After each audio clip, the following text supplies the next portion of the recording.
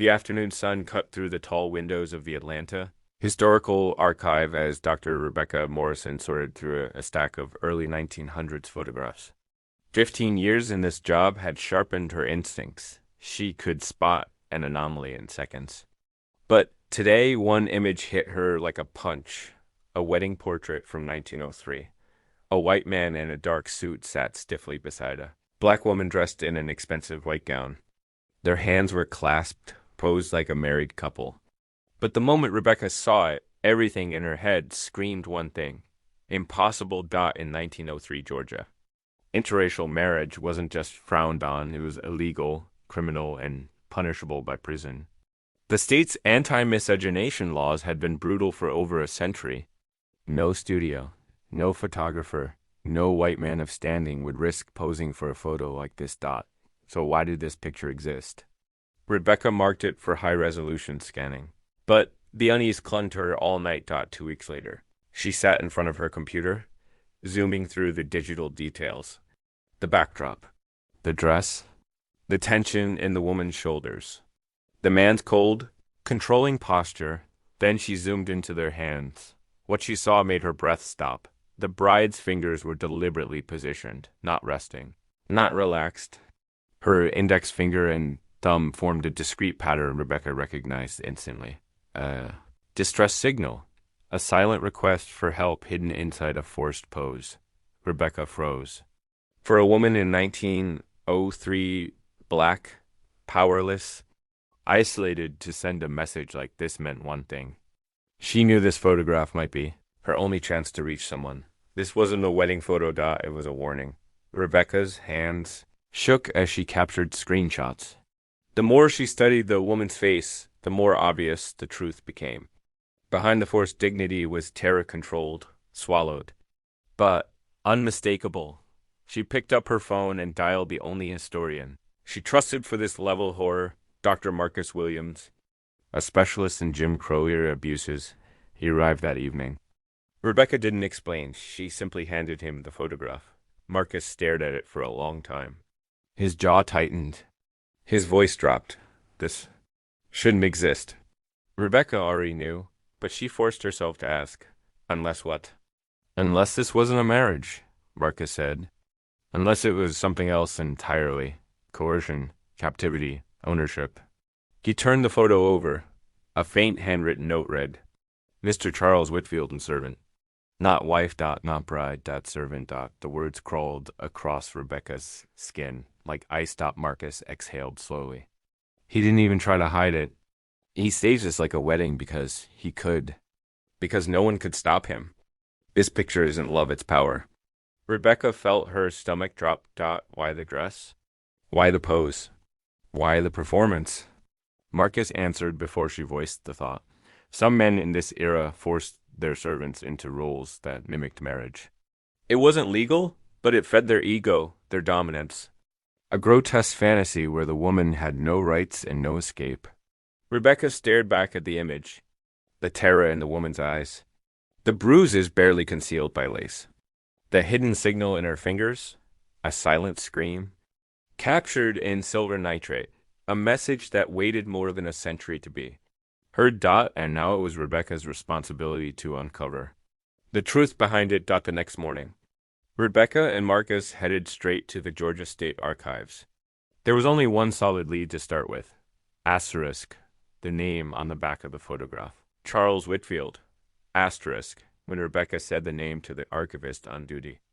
An elderly black woman named Mrs. Dorothy Hayes. The reaction was immediate. Her posture stiffened and a shadow crossed her face. Asterisk. Whitfield, she repeated slowly. That name still carries weight in certain circles, though not for anything good. Asterisk. Without another word, she disappeared into the records room. When she returned, she placed 3 heavy boxes on the table. Asterisk. Start here. Asterisk. Rebecca opened the top box and felt her stomach twist as she read through the files. The Whitfield family had been wealthy, powerful, and untouchable from the 1870s to the 1920s. Cotton, textiles, political influence everywhere they looked. The name Whitfield appeared like a stain spread across the city. Asterisk, Then Rebecca found the 1900 census log. Asterisk Charles Whitfield, age 28 asterisk residence. Peachtree Street Mansion asterisk household. Numerous servants, all black women and girls aged 14 to 30. Marcus scanned the list and tapped the table sharply. There's no men here. Not one, he said. He didn't hire workers. He collected victims. Rebecca felt a chill crawl behind her ribs. Then one line stood out. Asterisk Louisa, age 16. Domestic servant? Literate. Literate. Educated. Valuable. And vulnerable. Asterisk Marcus pulled property documents next. Whitfield owned several buildings, including a textile factory notorious for cheap black female labor and brutal working conditions. That part wasn't surprising. What chilled them was the way newspapers from the time praised him. Asterisk, a generous employer. Asterisk, a pillar of the community. Asterisk, a modern Southern gentleman. A hero on paper, a predator in private. Asterisk, Rebecca forced herself back to Louisa's name. If she's the woman in the photograph, she didn't vanish without someone noticing. Mrs. Hayes overheard and stepped closer. Families tried to report missing daughters back then, she said quietly. It didn't matter. The police ignored them. But sometimes there's a trace. Asterisk at her suggestion. They began digging through missing persons. Reports from 1903. Most were barely paragraphs long, dismissed, ignored. Forgotten. Asterisk hours passed until Marcus stopped on a thin piece of paper dated September 1903. Missing person report filed by Henry and Martha Johnson. Asterisk daughter, Louisa Johnson. Age 19, employment, domestic servant in the home of Mr. Charles Whitfield. Details. Daughter has not been seen for over a month. Asterisk Whitfield's response. Miss Johnson is fulfilling her duties and in excellent health. Status. Case closed. Case closed. Just like that. No investigation. No questions.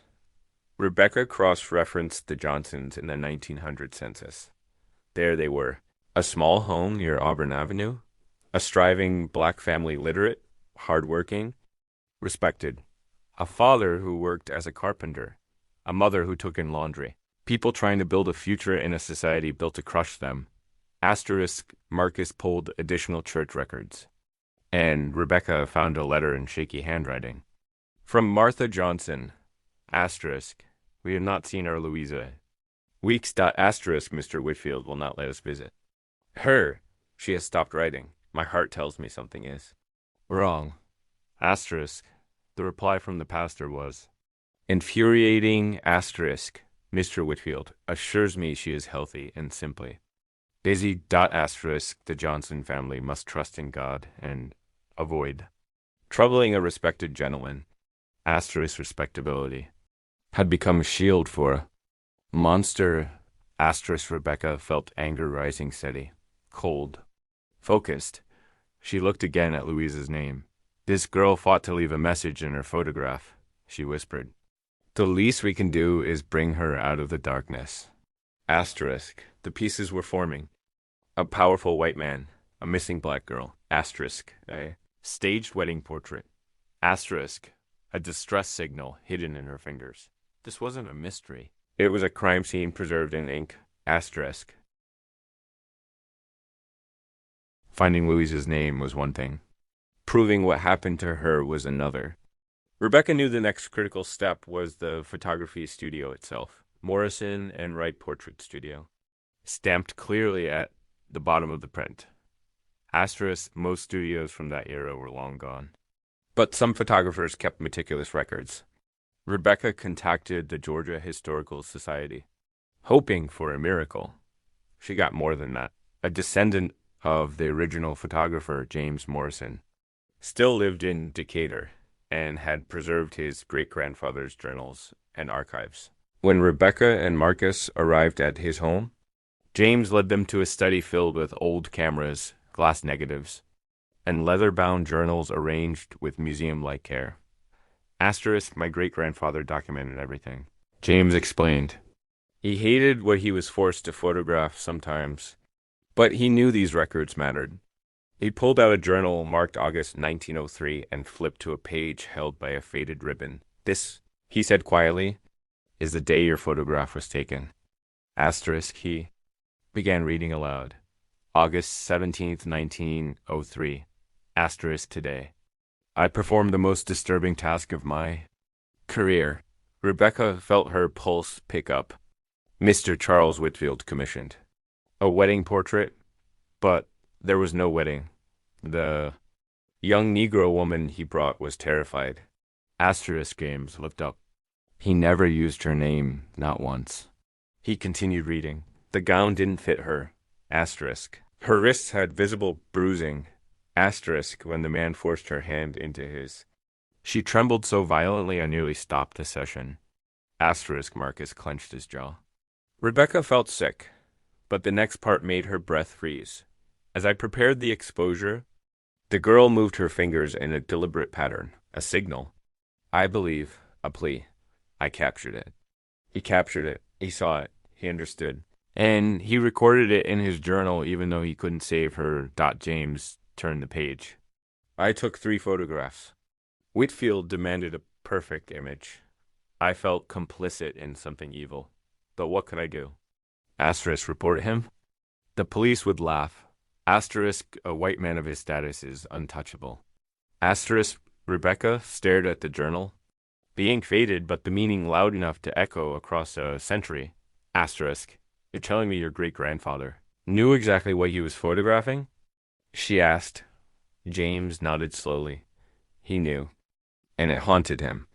Asterisk Marcus spoke next. His voice tight. This journal validates everything. The terror. The signal. The coercion. Whitfield's intention.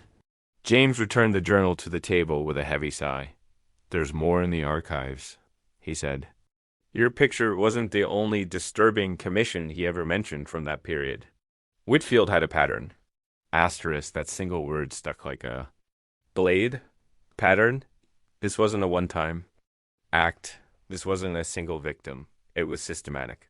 Asterisk Rebecca felt a shift inside her, not just sadness or outrage, but a sharp and focused resolve. Asterisk Louisa had left a message.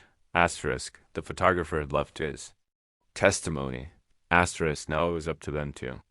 Bring the truth into the light. Asterisk, the photographers. Journal confirmed the cruelty behind the image, but Rebecca needed the broader truth. Louisa wasn't the only girl who worked for Whitfield, and everyone they spoke to hinted at the same thing. This man had a history, a long, hidden, protected history. Asterisk Marcus dove into the courthouse basement archives while Rebecca tackled newspaper microfilm. The more they uncovered, the clearer the pattern became, and the uglier. Asterisk from 1899 to 1905. 6 different black families had filed complaints, accusations, or missing person notices involving daughters who had gone to work for Charles Whitfield. Asterisk. Every case followed the same script. A struggling family, a promise of good wages. Asterisk, a teenage girl, hired as domestic help. Letters home for a few weeks. Sudden silence. Asterisk, family visits blocked at the door. Police reports dismissed instantly. And then nothing. No trials. No investigations. No returns. Just silence. Asterisk. One case stood out from 1901. A woman named Sarah, who'd briefly worked in Whitfield's house, had given a statement to a black advocacy group. It was handwritten, shaky, but determined. We were never allowed to leave. Asterisk. He told us if we tried, he'd have our fathers arrested or lynched. Rebecca's jaw tightened as she read on. There was a girl upstairs. She was about 16. We weren't allowed to speak to her. After a few weeks, she disappeared. Mr. Whitfield said she stole from him and ran away. Asterisk, but she was too terrified to run. Marcus read the next part aloud, his voice low and controlled. Asterisk. I escaped because my brother threatened to go to the newspapers. Asterisk Whitfield let me go to keep the peace. Asterisk, but I know other girls never came out of that house. Asterisk, Rebecca pressed her fingers against her temples. He used their families as leverage. He used poverty as a weapon. Asterisk, and he knew the system would protect him. Whitfield had friends in the courts. He hosted dinners for police officials. Asterisk, he donated to. Politicians. Asterisk, he was exactly the type of man the law bent itself around. Asterisk, Marcus shook his head bitterly. He didn't just have power. He had immunity, but the most grotesque piece of the puzzle came next. Rebecca found a black newspaper column that hinted at something even darker. Asterisk, young women employed by Mr. W have been seen wearing clothing far above their rank. Asterisk, rumors suggest. They are being placed in roles that imitate matrimony in the household. Asterisk, imitate. Matrimony. Asterisk, the wedding dress suddenly made brutal. Since Asterisk Whitfield wasn't just abusing these girls. Asterisk, he was staging his own private marriage fantasies, twisted rituals that mocked the very idea of love, agency, and dignity. A power trip made into performance. Asterisk, Rebecca stared again at Louisa's image on her laptop, the white gown, the forced pose, the terror in her eyes. God, she whispered. He crafted the illusion of a bride. Asterisk, Marcus nodded grimly. Except she wasn't a bride. She was a prisoner? Asterisk. But Louisa had done something the others hadn't. She found a way to leave proof. Rebecca felt the picture taking on new meaning, not just evidence of suffering, but rebellion. Even in the worst moment of her captivity, Louisa had fought to signal the truth. A silent scream burned into a photograph. Rebecca whispered. She knew this might be the only trace that survived. And she was right now. Over a century later, that trace was beginning to unravel everything Whitfield had buried. Asterisk by now. One thing was painfully clear. Asterisk, Whitfield's house was a trap. And Louisa had fallen into it. Asterisk, but Rebecca wasn't satisfied with knowing what happened. She needed to know what became of Louisa. Whether she survived. Whether she escaped. Whether the signal in the photograph ever reached anyone. Asterisk. So they went back into the archives. This time, looking for any trace of Louisa Johnson after 1903. Asterisk. It didn't take long for the first clue to surface. Asterisk. In a dusty binder marked 1903 to 1904, police reports, Negro section. Marcus found a short, cold, dismissive document. Report date, September 1903, asterisk. Filed by Henry and Martha Johnson, asterisk concern. Daughter, Louisa Johnson, 19. Missing employer, Charles Whitfield details. Employer states she as well. No wrongdoing suspected. Action. Case closed. That was it. Eh? Young woman disappears from a wealthy man's home. And the investigation ends in less than a paragraph. Asterisk, Rebecca swallowed hard. They never had a chance. Then she found something worse. A note in a church ledger written by Martha Johnson, Louisa's mother. We have not seen Louisa in 3 weeks. Asterisk, Mr. Whitfield will not allow us to visit. Asterisk, she always writes to us, but her letters have stopped. Asterisk, Lord, something is wrong. Beside it, the pastor's journal. Spoke to Mr. Whitfield today. Asterisk, he insists the girl is safe. Asterisk, the Johnson family is being ungrateful and suspicious. Asterisk, a respected white gentleman would not lie. Rebecca felt anger rising like heat under her skin. Asterisk, they believed him over her mother. They always believed him. But the most heartbreaking piece came next. Buried. In municipal court notes was an entry from October 1903. Henry Johnson arrested for trespassing. After attempting to enter Whitfield home, asterisk sentenced to 2 weeks. Asterisk Whitfield praised by judge for showing patience toward troublesome Negroes. Henry had tried to rescue his daughter. Asterisk good. System punished him instead. Asterisk Marcus forearm frustrated. They weaponized the law against anyone who tried to protect their own children. Asterisk, they kept digging. Rebecca scanned every column of local newspapers. She was about to close the reel when she saw a tiny article near the bottom corner. Asterisk, it was nothing dramatic. Just a sentence. Young colored woman reported missing from Auburn Avenue area. No update. Only one woman had gone missing from Auburn Avenue in 1903. Louisa. Rebecca whispered. Everyone knew she was gone, but no one could say it out loud. Still, none of this told them what happened after. The last record of Louisa in Atlanta was silence. Asterisk. Had she survived? Asterisk. Had she escaped? Asterisk. Or had Whitfield destroyed the evidence, just as he had destroyed every complaint against him?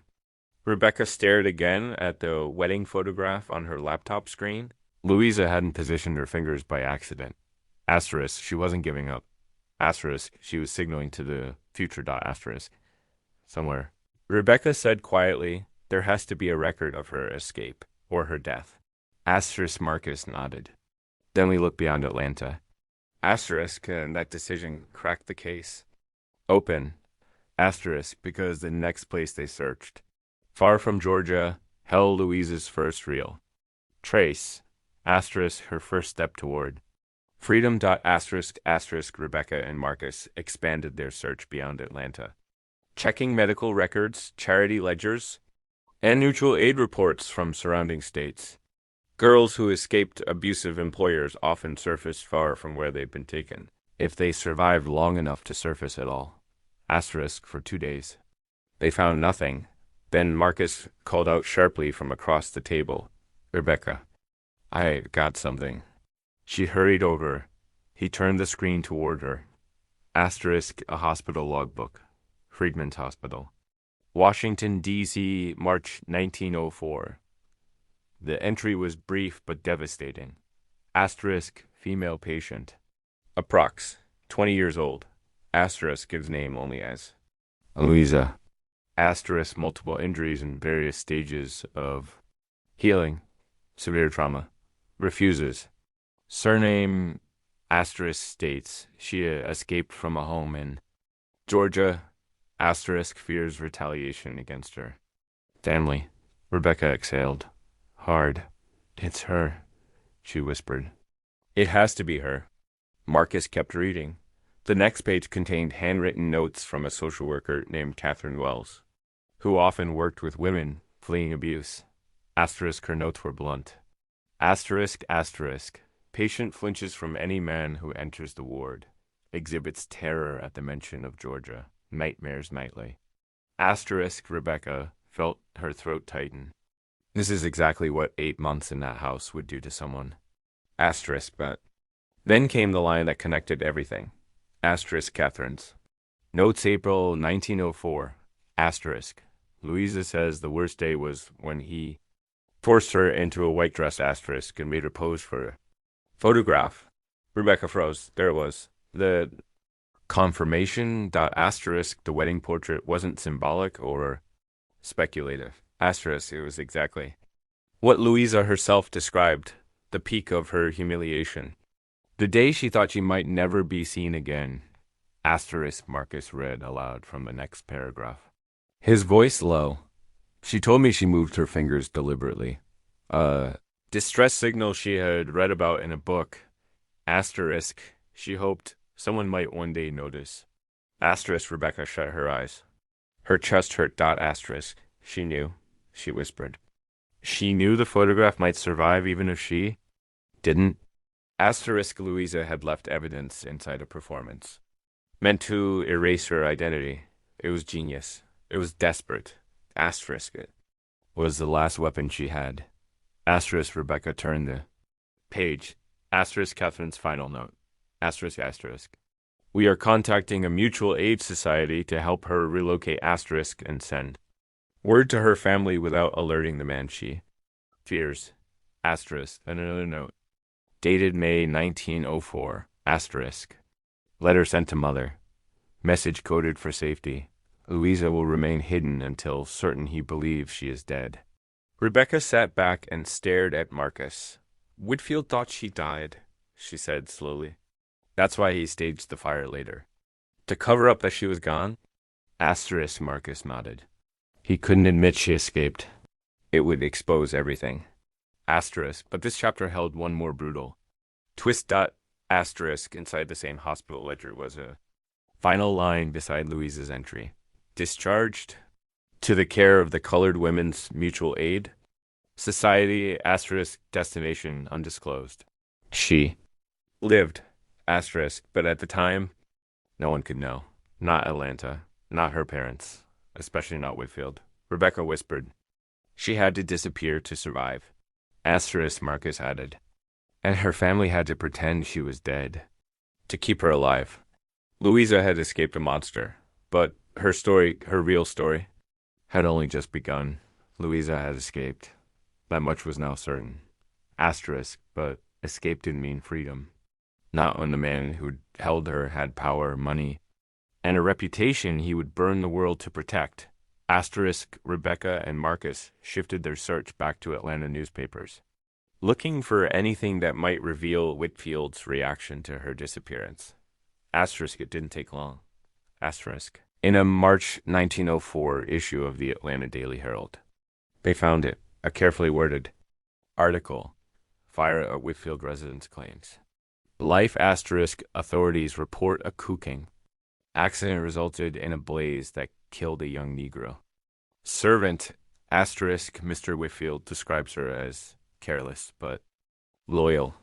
Asterisk, body unidentifiable due to burns. Incident ruled accidental. Asterisk, Rebecca. Slammed her palm against the table. Asterisk. He killed a random servant or burned a body, just to explain why Louisa disappeared. Asterisk, Marcus shook his head. No, read between the lines. He didn't kill anyone.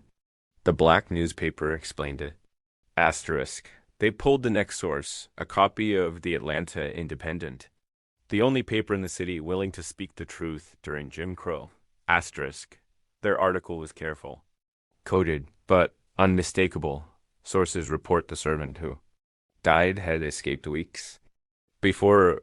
Asterisk, fire believed to be staged to maintain a false narrative. Asterisk, authorities declined to investigate further. Whitfield didn't light a fire out of grief.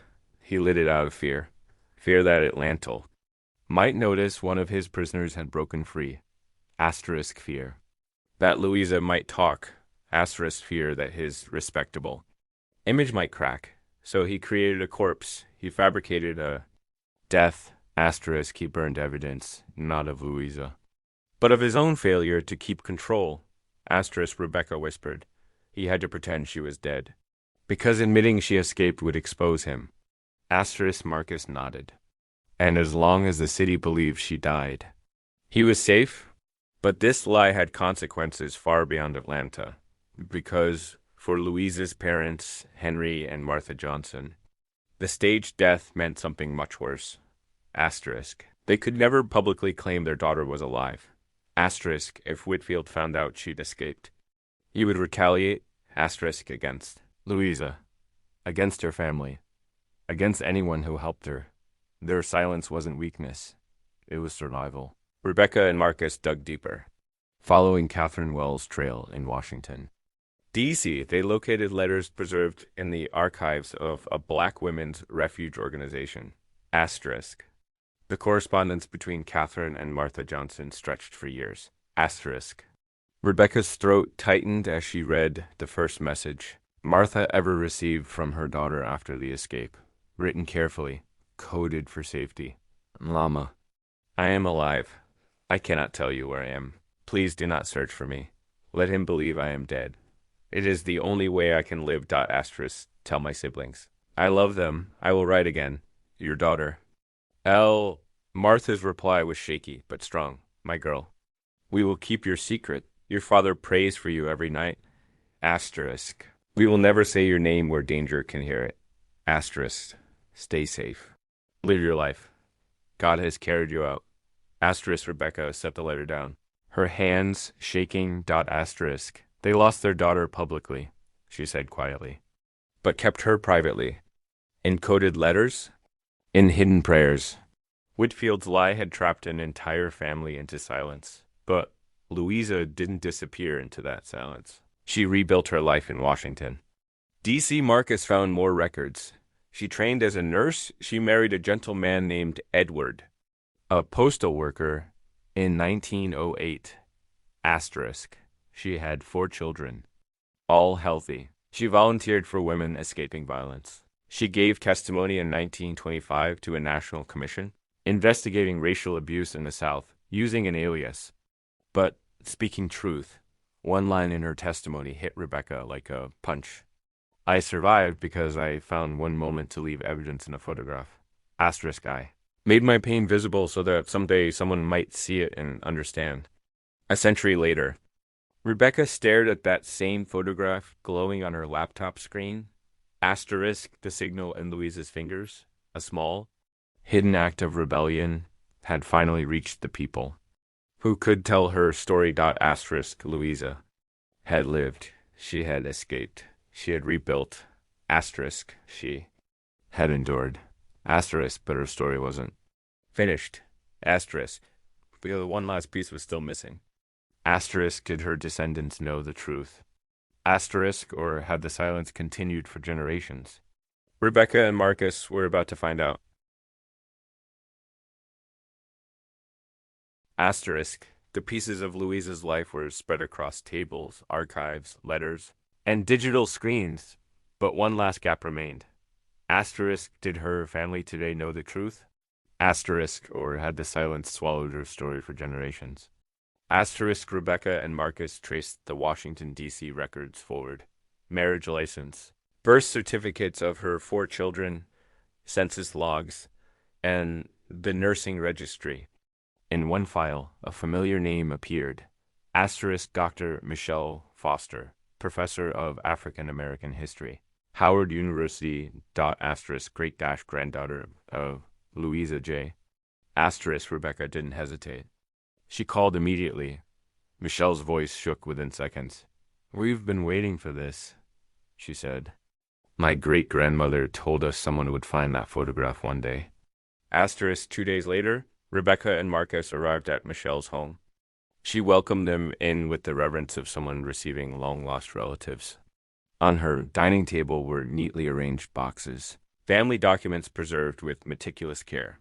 Asterisk, my great-grandmother lived to be 94, Michelle said.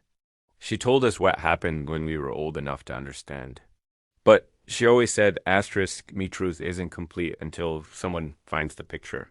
Asterisk, she opened a journal written in a shaky, elderly hand. Louisa's writing. Asterisk, Rebecca. Felt her chest tighten as Michelle read aloud. I have lived a good life in spite of what was done to me. Asterisk, I raised 4 beautiful children. Asterisk, I helped bring many babies into this world as a nurse. Asterisk, but I never forgot those 8 months. Asterisk, and I never forgot my parents. Anguish. Another entry. One day someone will find that photograph. Asterisk, and they will know I did not go willingly. Asterisk, I left a message with my fingers because I had nothing else. Asterisk, if someone sees it, then my voice will not die. Rebecca had to look away for a moment. Asterisk, even Marcus wiped his eyes. Asterisk, Michelle opened another envelope. 1960 photograph of Louisa at age 76. Gray hair pulled neatly back. Surrounded by children and grandchildren. The same eyes as the terrified girl in the 1903 portrait, but full now of strength, wisdom, survival. Asterisk. She refused to be erased, Michelle said. She built a life out of what was meant to break her. Asterisk, Rebecca and Marcus explain everything. The archives. The letters, the photographer's journal, the dismissal of the police reports, Whitfield staged fire, the false death. Michelle listened, her voice trembling but fierce. This story never belonged to Whitfield. It belongs to her, and now the world will finally know that. The exhibition that changed everything. Asterisk months later. The National Museum of African American History and Culture opened a new exhibit. Asterisk silent testimony. Louisa's story and the hidden history of Jim Crow captivity. Asterisk the 1903. Photograph hung at the center under a stark spotlight. Next to it, The photographer's journal page describing bruises and fear. The missing person reports.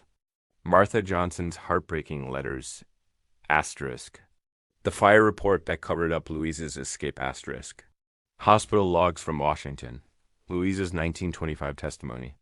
A final portrait of Louisa in her old age, surrounded by her family. Asterisk. Thousands of visitors walked slowly through the exhibit. Stopping longest at the photograph. Some cried. Some stared in stunned silence.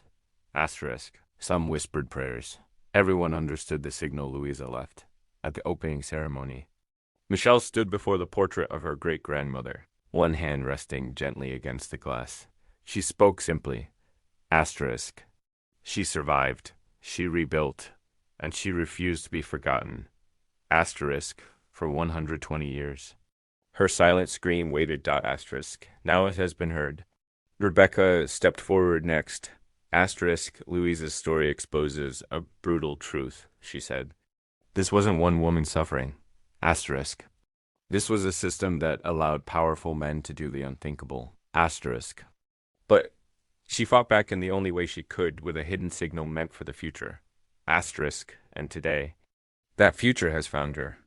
Asterisk. The crowd remained silent for a long moment, not out of shock, but respect. The photograph's final purpose. Asterisk. As the exhibition continued for months. Something happened Rebecca hadn't anticipated. Other families came forward. Families who had missing daughters. Grandmothers, great-grandmothers whose stories were lost, silenced or covered up. Asterisk. Louisa's story opened a door. It made historians dig deeper. It made communities. Remember? Asterisk. It forced people to confront the hidden. Violence of a time that still shaped the present. Asterisk. The photograph had finally fulfilled its purpose, not to save Louisa in 1903, but to give justice to her, memory and voice to countless others whose stories had never been told. Asterisk. Rebecca stood in front of the portrait one last time before closing night of the exhibit. Asterisk.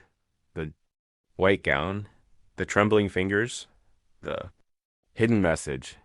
Asterisk. A silent scream. Preserved in silver nitrate. Except it wasn't silent anymore.